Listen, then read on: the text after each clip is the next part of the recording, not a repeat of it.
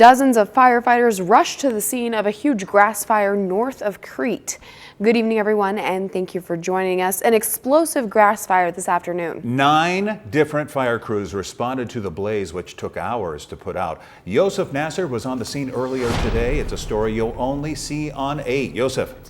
Good evening, Rod, Megan. I got off the phone with the Crete Fire Department about an hour ago to confirm that the tenants of the property did have an approved burn permit, an accidental fire, and a costly one.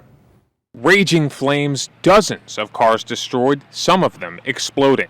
All the product of a rural burning gone wrong happening on County Road 2100 north of Crete. We started to get a grass fire along with the multiple vehicle fires and the multiple outbuildings on fire, and so then we had another type of fire to contain as well. Crete Assistant Fire Chief James Yost says it was one of the biggest fires he's seen, with 9 different departments responding.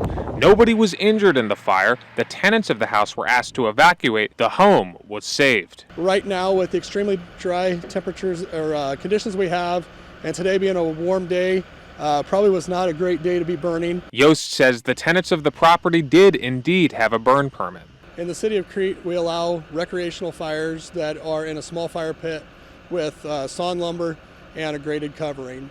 But when you get out to the rural setting, when you have brush piles or CRP grass and property owners want to burn those off, there's certain criteria that have to be met before we would allow them to burn. We spoke with the owner of the property as he was surveying damage to this lot of cars. He tells us that he thinks that his tenants may have started a trash fire even after he had told them not to. As far as the damage total, he says that it's easily in the tens of thousands range. Neither the owner of the property or its tenants would speak with us on camera. The property lot is over 10 acres. 2 outbuildings were also destroyed. Chief Yost says the vehicles that burned were owned by the property owner who had been storing them for parts.